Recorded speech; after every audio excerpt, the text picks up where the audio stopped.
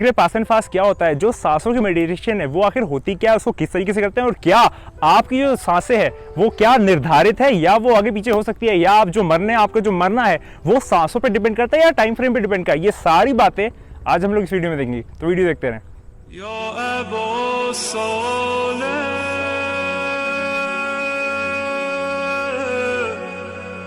एक बहुत ज़्यादा कॉमन पर्सपेक्टिव है, एक बहुत ज़्यादा कॉमन मैथोलॉजी है, आपने बहुत ज़्यादा सुना होगा। सिर्फ इंडियन कल्चर में नहीं, पूरी दुनिया के कल्चर में, चाहे वो ग्रीक हो, इटालियन हो, कहीं पे भी लोग जो है वो अपनी सांसों की मेडिटेशन करते हैं। यानी कि जब भी कोई इंसान अगर मेडिटेशन करता है, इन जनरल पहले जब वो शुरुआत करता है, मैच्योर होता है, तो वो इन जनरल सिर्फ ध्यान की केंद्रित करना चाहता है। वो सिर्फ ये सोचता है कि मैं अपना ध्यान एक जगह एक डॉट पे लगा लूँ, सफ़ेद कागज़ पे लगा लूँ, मेरा ध्यान कहीं भी इधर भागे नहीं, उसको मेडिटेशन समझता है। बिल्कुल सही है, मैच्योर की स्टेज है। लेकिन अगर हम आगे बढ़ने के साथ चलें तो एक चीज़ होती है जिसको हम लोग कहते हैं सांसों की मेडिटेशन, यानी कि सांसों की धड़क पे वो मेडिटेशन करता है। अब मैं आपको एग्जांपल जो आपने देखे होंगे, जो और भी डिफरेंट जो ओकेजन्स है जहां पर रियल वाले बाबा आते हैं, ढोंगी नहीं कह रहा मैं, है ना, जो असल में जो रियली एग्जिस्ट करते हैं, सेंट्स, दरवेश, जो भी एक असली होते हैं, वो लोग आपने देखा होगा, कई न्यूज़ सुनी होगी कि कोई आदमी है, कोई बाबा सा आदमी है, वो अपनी कब्र में उतर गया है और उसने अपने ऊपर मिट्टी डलवा ली। अगली दफा जब अगली सुबह मिट्टी हटाई गई तो यानी कि वो जिंदा निकला। ये किस तरीके से मुमकिन है? या क्या कोई जादू है या काला जादू है या आखिर क्या चीज़ है? अब इसको सुनिए,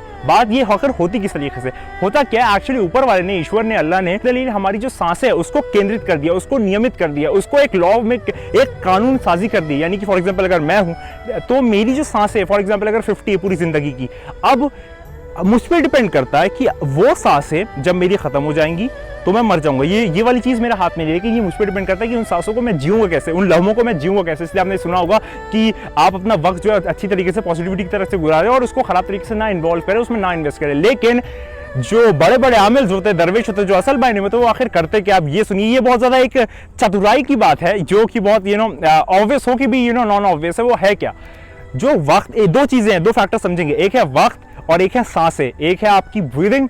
सांसों की मेडिटेशन की मैं आपको अंदर की जो फिलॉसफी वो समझा रहा हूँ, ब्रीदिंग और वक्त। जो वक्त है वो किसी का फिक्स नहीं होता। फॉर एग्जाम्पल जो वक्त है वो आपके पास अगर 100 मिनट्स है और आपको ऊपर वाले ने दिया है कि जाओ मेरे बंदे, तुम दुनिया में जाओगे, 100 सांसें लोगे और 100 सांसें जब तुम ले लोगे तुम्हारी रूह जो है, मतलब तुम्हारी जो स्पिरिट है वो वापस आ जाएगी, वरना तुम मर जाओगे। आप सब जानते हो कि जो जिस्म है ये इसी दुनिया की चीज़ है, इसी दुनिया में रह जाती है, ये अगली दुनिया में नहीं जाती। तो हमारा जो जिस्म है वो यहीं रह जाता है और जो रूह है, जो आत्मा है, वो आगे ट्रांसफेस कर जाती है, आगे चली जाती है। लेकिन कहीं ये तो नहीं लिखा है ना कि आप 100 सांसें 100 मिनट्स में ही लें। ये भी तो हो सकता है कि आप 1 मिनट में 1 सांस लें, या ये भी हो सकता है कि आप 5 मिनट में 2 सांस लें। मतलब वक्त के टाइम को ज़्यादा बढ़ा दे और टाइम जो सांसों का है, उसका जो रैपिड मूवमेंट है उसको कम कर दे। यानी कि इससे होगा क्या, आपका वक्त जो है वो आपकी सांसों पे नियमित है, आपकी सांसें वक्त पे नियमित नहीं है। यानी कि ये डायरेक्टली प्रोपोर्शनल वाला मामला नहीं है। मतलब इसमें होगा क्या, अगरचे आप अपनी फॉर एग्जाम्पल सांसें 5 हैं और उसके लिए आपको 5 मिनट मिला है, लेकिन आप अपने 5 मिनट में फकत अगर 1 सांस लेते हैं, यानी कि अपने 5 मिनट आपने अपना यूज कर लिया, उसका यूसेज कर लिया, उसको प्रोडक्टिव बना लिया, लेकिन उसकी जो सांस है वो आपने 1 ली। अब अगर हम लोग के लिए एक सांस के लिए 5 मिनट ले, यानी कि 5 5 25, यानी कि आप 25 मिनट जी जाएंगे। यानी कि आप 5 मिनट से 25 मिनट तक आपकी जो जिंदगी है उसमें जो आपकी आपकी लाइफ लाइन है वो बढ़ जाएगी। देखिए, ये आपको मैं क्लियर कर दूं, जो लोग समझ होंगे कि क्या हम लोग ईश्वर अल्लाह के जो कानून है, जो उसकी लोहे महफूज है, जो उसकी रूल बुक है, उसमें हम लोग छेड़खानी करें? नहीं, ये सिंपल लॉजिक कॉन्सेप्ट है। हमारी सांसें फिक्स है, हम लोग सांसों के साथ तो छेड़छाड़ कर ही नहीं सकते। जितना आपका टाइम लिखा है, टाइम मैं गलत देखिए फिर कह रहा हूँ क्योंकि मैं लेमन लैंग्वेज में कह रहा हूँ, टाइम की बात नहीं है। जो आपकी सांसें फिक्स है, जिस दिन वो पूरी हो जाएगी वो वाली चीजें आपकी मुकम्मल हो जाएगी। लेकिन आप अपनी सांसों को तो इस्तेमाल अपने से कर सकते हैं। लेकिन अब इस पे बात करते हैं कि ये आखिर किया कैसे जाता है, अपनी सांसों को कैसे अपने कंट्रोल में ले आए। जिस दिन आप कंट्रोल में ले आएंगे फिर आप उसको अपने हिसाब से चीजें कर सकते हैं। अब बात ध्यान से सुनिए। फॉर एग्जाम्पल जैसे कि आप बहुत सारी मेडिटेशन है, मैं आपको जो 2 कॉमन मेडिटेशन है और इसके ऊपर मेरा एक नजरिया भी है कि जब इंसान बच्चा पैदा होता है तो रोता है, इस तरीके से रोता है। तो आपने अगर वो ऑब्जर्व किया हो तो वो समवॉट ओम की सदा लगती है। ये मेरा पर्सपेक्टिव है, मैं किसी किताब से कोट नहीं कर रहा, ये मेरा पर्सपेक्टिव नजरिया है कि वो ओम की सदा समवॉट लगती है। ओम ऐसे कोई गूंजता है, जब आपने देखा होगा। और जब इंसान की जान निकल रही होती है, वो दुनिया से जा रहा होता है और वो अपनी आखिरी सांस लेता है, जो उसकी आखिरी सांस है, उसकी मौत है, तो वो कैसे होता है, हू की आवाज आती है। यानी कि इंसान की जो 2 एक्सट्रीम पोल्स हैं, पैदा होना ओम की सदा और आखिरी जाना हु की सदा, ये मेरा पर्सपेक्टिव है, मैंने ये ऑब्जर्व किया। तो आप ये देखें कि मतलब इन 2 सांसों के बीच उसकी पूरी जो कुल कायनात की उसकी जो जिंदगी है वो मौजूद है, महफूज है।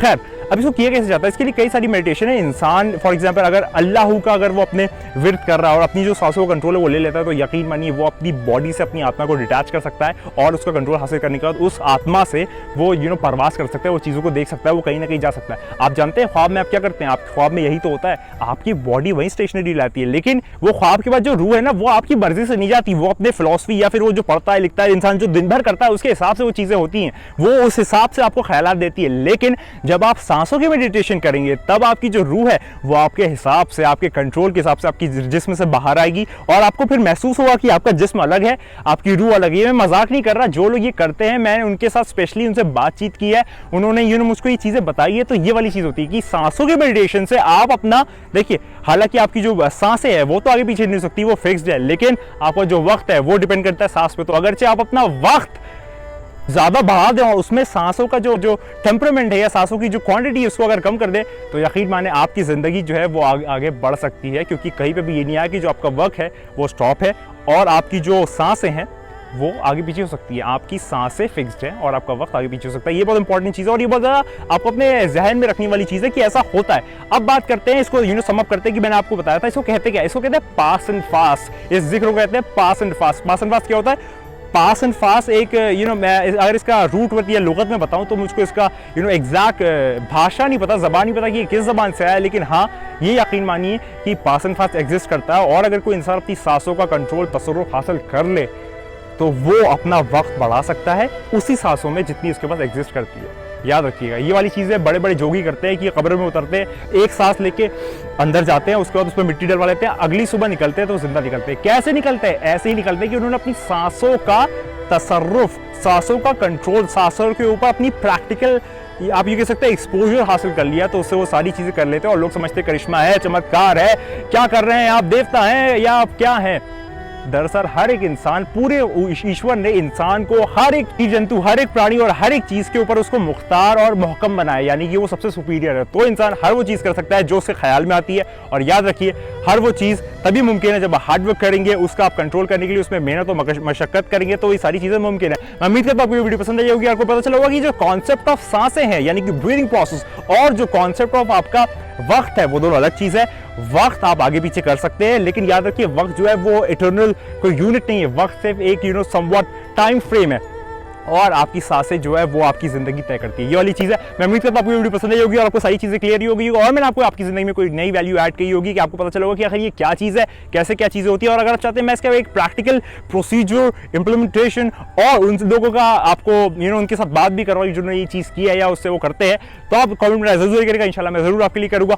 और आपसे इजाज़त लेते हुए और इस खूबसूरत नज़ारे और इस खूबसूरत जगह जहाँ पर ये सारी कुदरत जहाँ जहाँ तक आप देख सकते हैं सब खुदा की है, और आप फिर खुदा का कितना शुक्रिया अदा करेंगे यार। आपकी सांसें जो चल रही है, आपका पानी जो मिल रहा है, आपको जो हवा मिल रही है, सारी चीज़ें उसी खुदा के कब्ज़े कुदरत में, और उसी का शुक्र अदा करते हुए, उसी को थैंक करते हुए, उसी का बहुत ज़्यादा आप कह सकते हैं मतलब अभिमान उसी के लिए है यार, हम जैसों के लिए अभिमान नहीं है। मैं आपसे इजाज़त लेता हूँ एक ही बात के साथ जो मैं हमेशा कहता हूँ, याद रखिए पूरी कुल कायनात में सारी तारीफ के लायक सिर्फ एक शख्स है। एक शख्स नहीं, एक शख्सियत है। एक शख्सियत भी नहीं कहूँगा, वो क्या है बस वो वही जानता है। और उसके साथ खुदा को याद करो यार, खुदा को याद करो। खुदा हाफिज़।